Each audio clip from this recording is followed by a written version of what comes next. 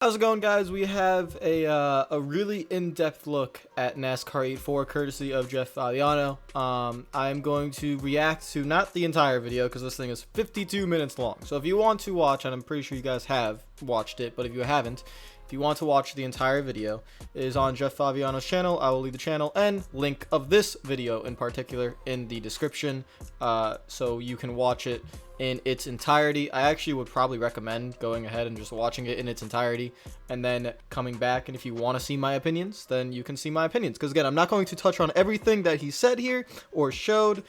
Starting at the 16th minute, he does a 67 lap race, so we're not going to watch every single lap and go through all that, but this is a very in-depth look at NASCAR 84, not the career mode is not touched in here, but is just the settings, the options, the race itself, a look at the day to night transition at Homestead Miami Speedway as well.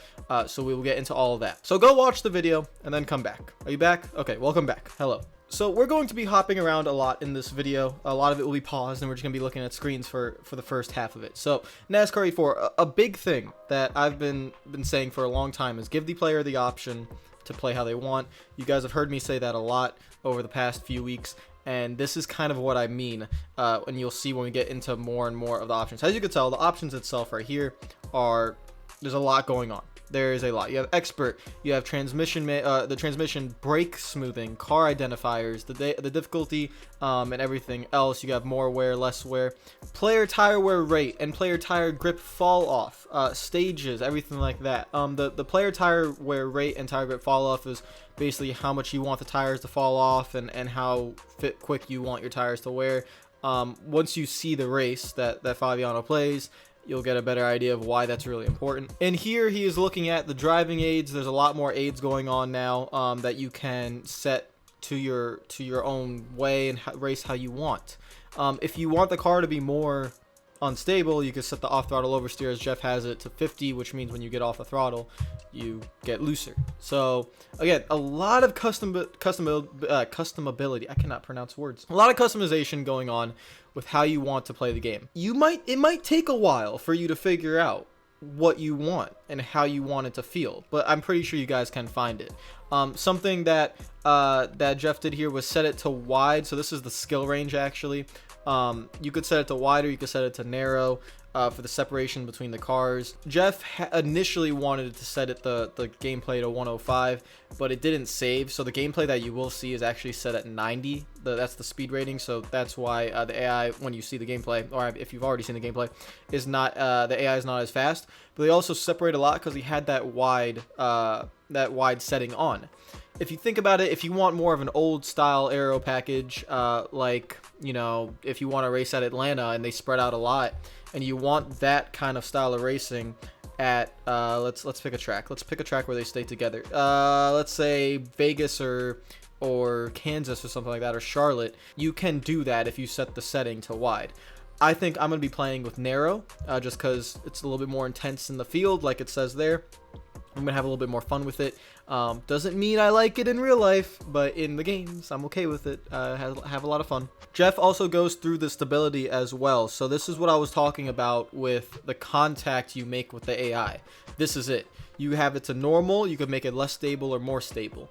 I think I'm gonna race with it on normal, because you can kind of hit them a lot, but they're still, if you hit them really hard, they spin out. I feel like less stable, any tap would spin them out. So honestly, I would actually play around with the tracks, and depending on the track you are at, I would say, you know, you want to mess with the stability of it a little bit. If you really want to have like a Bristol race where any little tap kind of sends them spinning, set it to less stable, and that'd be really good. You also have the recovery skill, so you can really make sure how the AI handle. If you want more wrecks, make them less stable, so anytime if you have less stable and less skill for the AI, there could be a lot of wrecks going on in the field. You also have the starting spread, compressed or not at the start of the race, mechanical failures, tire wear effect, fuel consumption. You can make the game however you want to make it. If you want everything to be normal, there are normal settings for all of this, so you can make it normal. But if you want it to be very different, you can. So you see impact forces determines how much contact with AI affects your car stability. So that ping pong effect means if you want it to be high, recovering from AI interactions is more difficult, which means when they hit you or anything like that, you get unstable. If you want it to be low, it allows for more forgiving interaction. You can really just beat and bang all over the place. If you set it to normal, then you can do that as well. So again, you can play around with this a lot. There are video ideas where you just set everything to one kind of standard and see how it is. You set everything to another standard, you see how it is, and it could be a lot of fun. What I really like here is actually the oh, he went ahead. Hold on. What? Jeff, go back. Jeff. Okay. So draft partners. We have the enables the player to team up with the AI on high-speed tracks, take advantage of drafting situations. This is something I was worried about because remember when I said when we were watching the Kansas footage, when Kyle Busch decided to push the player, I was like, I don't really like that. You know, I don't want that to happen. So at Daytona and Talladega, you might enable this, but at every other track, you might remove this. So this is something that's actually really interesting as well. I think I'm gonna have this disabled because I don't really want to work with I don't want the AI to work with me. I mean, you pass me, you know, and I'll block you if I can. So this is something that, you know, is gonna be very interesting to play around with. And again, I can't reiterate this enough. Just being able to just mess around with things, it's great. You see here, Jeff is going through some of the tracks. He decides to go to Homestead, Miami. Everything just looks a lot smoother in terms of the menus, so definitely good there. I'll let you guys listen to the sound here. Jeff shows you the sound, so here you go. New sounds. It sounds so good. Really good. And here's the footage of Jeff's gameplay. Again, it's very long, so I'm just going to touch on certain things, show certain areas of the gameplay. You could tell right here, we get a really good look at the graphics here, and it's really good. Like this, I've been to Homestead many times, so I kind of know what the sky is like at a certain time of day, and you will see the sky in the first stage is kind of like this 6 o'clock-ish kind of style of sky. Looks really nice. The track looks really nice. And again, the settings that Jeff has the wide, they spread out a lot. And so that's very interesting. And notice how much he's actually getting off the gas. So let me actually, I'll let him go ahead and talk a little bit and pay attention to how much he's getting off the throttle and how long it takes for him to actually get back on it. And you can see, I'm out of the gas, but they are too. I'm not losing that much speed on them because they have to pedal their cars too. And you're going to notice the change in your tires, especially within 10 laps. You're noticing when we're in the inside view, we don't have that draft meter. You can see from that footage, he had to let off a lot. He had to really get off the throttle and get back on it. And because the field spread out in his settings, like that's why the field is so spread out. If you had it more compact, it would be different from there, and it's just better. I mean, you actually have to drive the car now. It looks like when you get back on the throttle, like it doesn't, I don't know how to explain it, but like the throttle response was so quick, I guess, and so it doesn't look like that's really that much of a thing anymore. You can see he mostly races hood view and cockpit, so this segment he was racing in the chase cam, which is what I'm usually on. And you can see the tire wear. You can see that the right rear tire is wearing more than the right front tire, which means just by him playing the game, he is trying not to get as loose because he is trying to save the right rear tire. That means his car wants to spin out more. Usually in the NASCAR Heat games, he is always, or I will always burn the right front tire, and most of you guys, everyone will always burn the right front tire, even at Homestead. And so this is very different. And again, the AI is it's set at 90, so that's why they look kind of slow. 105, they will not be that slow, but you won't be able to go full throttle. You're finding the right balance now of like how much I have to let off at these tracks and how much the car will lack grip and stuff like that. Here's another big thing. Watch Kyle Busch behind Mr. Fabiano, and you can see Kyle is just straight up pushing him as a draft partner, so he has that setting enabled. So Kyle wants to continue pushing him, but he's not pushing him in the corner, because if you push him in the corner, he's gonna die. Now coming out of the corner, look at Kyle. Boom, right on him again. And Kyle is just straight up massive, like he's just trying to kill him basically. If the AI were a little bit stronger, you wouldn't have seen Jeff like gotten that massive of a run and passed everyone. But that's the draft partner aspect of things. So I think at 1.5 tracks, I'll be turning that off. Just because I don't really want those kind of pushes from someone. Because I feel like Kyle Busch would just try to pass me. He wouldn't try to shove me through there. So that's something, again, depending on how you want to play, you can adjust. So I'll be turning that off. Now Jeff is going to finish stage 1 here, and you will see the day to night transition. It's not necessarily a transition completely, because it's just one setting to another pretty much. But this is the 5 o'clock, 6 o'clock setting, kind of sunset. And then we're going to go to like a 7:30-ish, and then like a 9 o'clock-ish, basically. So that's the settings between the stages. Might be a little bit unrealistic with the, you know, I finished this stage, and then like literally the next stage, next lap, like the sky's completely different, but it's something that 704 could do, so here it is. So this is your 7:30-ish time, I guess. The sun is completely set, and you're in this kind of nighttime mess, but not full-blown nighttime.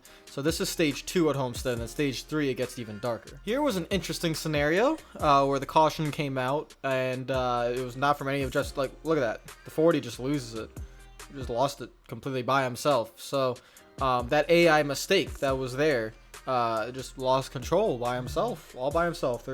Jeff didn't touch him, there was no contact, so it's better. That's more realistic. You don't, hey, sometimes someone might just lose it right in front of you. Here's another instance of the physics and how you don't die. So here we go. This is beautiful. He gets loose, smacks Blaney because of his settings and how he doesn't have it to, like, you can, if you want to die, you can, I guess. Like, if you want to make it really less, the contact makes a big difference, then you can. But he got loose, he came down, and it didn't spin out. But when he hits the 37, that spun him out. So again, all in the settings, you could change it all. So it's just really nice to see. And here is the final day to night transition thing. You go from the 2nd stage to the 3rd stage. We're at that 7:30-ish kind of time zone right now. We advance, and now it is full-blown night. Your 9 o'clock-ish time. You see the Jeff Gordon paint scheme to the right as well. That is Gordon. You see him driving actually right there. Yeah, Jeff Gordon. He's in the race. He came back from retirement. So this is the nighttime version of Homestead. So it's nice that you could race Homestead at the daytime. You could race Homestead at the nighttime, depending on stages, which is really, really nice.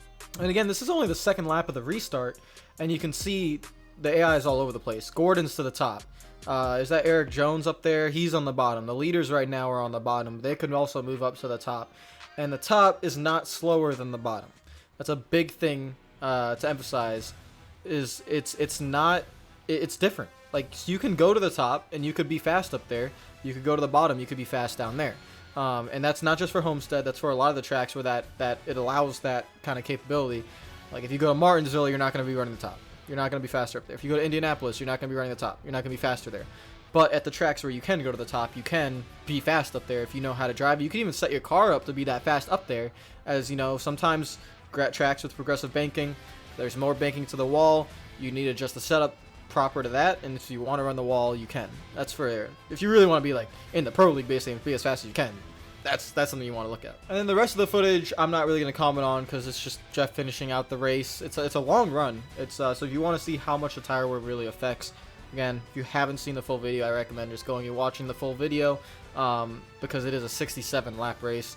So if you want to see how much that tire wear really affects, if you want to watch every lap and see how his lap times continue to diminish as the run goes on, you can go ahead and watch that. You can see that the speed in the middle of the corner is already very low. So that's good. And then last thing I wanted to show was actually the replay system that he showed off. This is really good for me and for everyone that does NASCAR Heat as a YouTuber basically. Thumbnails were almost impossible. Like you notice in the thumbnails you're always trying to crop certain things out. And here in NASCAR Heat 4 you can completely eliminate everything on the interface of the screen and just have the replay, and this is going to make for a lot better thumbnails because now I don't have to think about trying to crop out certain areas and stuff. And you have this bumper cam that looks a lot like the TV camera that you can do, and you have different camera angles basically that you can use. So you can see that camera moves by itself. It's more like a TV-esque kind of bumper cam that you can use, and you could take a screenshot there, you could take a screenshot of this, you could take a screenshot of anything and make a much better thumbnail. So this is beautiful. No more cropping out the little names above the hoods and stuff for the spoiler reasons. Like when you do career mode and you have the crop out the top of the screen because you don't want to show where you're running, no more of that. You can, I mean, look at this. You can make a thumbnail of that. Like it's that simple. So really, really good.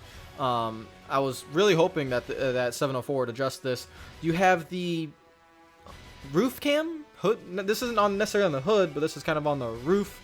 This is your, I want to say like the NR 2003 look. Basically, that's what that camera was kind of like. So again, really good kind of visuals here. And you could get a good tell for the graphics as well in this, that they're just so much better. The lighting, especially at Homestead at night. You have this camera angle of kind of offset cockpit, so just again, really nice. This could be a really good thumbnail for something. I don't know what, but you could make it into something really nice. So that is everything for NASCAR Heat 4. Again, that's not the entire video. There's 52 minutes worth of footage here that you can go and watch yourself. Those are just the things I wanted to touch on. So if you wanted to get a full-blown experience of NASCAR Heat 4 and how it looks in a main race, 67-lap race, go watch the footage. That is everything, again, that I wanted to touch on. A big thing is the settings here. This is really important. And I'm really glad that this is all in here and you get the opportunity to adjust things as well. Big thank you to Jeff for allowing me to react to the footage, and yeah, that is everything. So if you guys like the video, make sure to like button. If you do the channel, make sure to subscribe. Comment down below what you think of NASCAR 84, what you thought of everything that we saw from the footage, and I will see you guys later. Hope you're having a great day. Follow me on Twitter and Instagram if you're not already, and again, Jeff's channel and video is in the description below, so go check that out, and I'll see you guys later. Peace out.